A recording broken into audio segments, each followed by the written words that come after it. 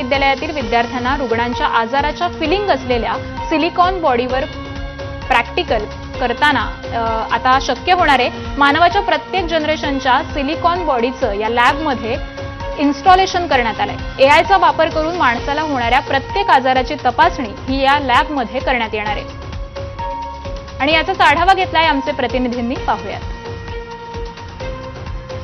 धाराशिवच्या आयुर्वेदिक महाविद्यालयात एआय टेक्नॉलॉजीचा वापर करत अत्याधुनिक अशी स्किल लॅब उभारण्यात आलेली आहे आणि त्याच लॅबमध्ये आपण आहोत।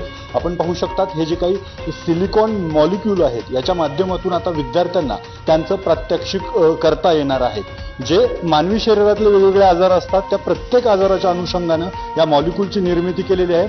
बाहेरच्या बाजूला जे कॅट टेबल आहे त्याच्या माध्यमातून पूर्णपणे शरीराचं प्रत्येक अवयवाचं ऑब्झर्वेशन विद्यार्थ्याला करता येत आहे। तर हे दुसरीकडे आहे ते वेगवेगळ्या आजाराचे प्रात्यक्षिक विद्यार्थी करतात। या लॅबमध्ये प्रामुख्यानं वेगवेगळे वयोगटातली लहान बाळं असतील, वृद्ध माणसं असतील, महिला असे वेगवेगळे मॉलिक्यूल आहेत आणि वेगवेगळे सेक्शनही तयार करण्यात आलेले आहेत। पुढच्या काळात हेच डॉक्टर रुग्णांना चांगली सेवा देऊ शकणार आहेत। अप्पासाहेब शेळके, एबीपी माझा, धाराशिव।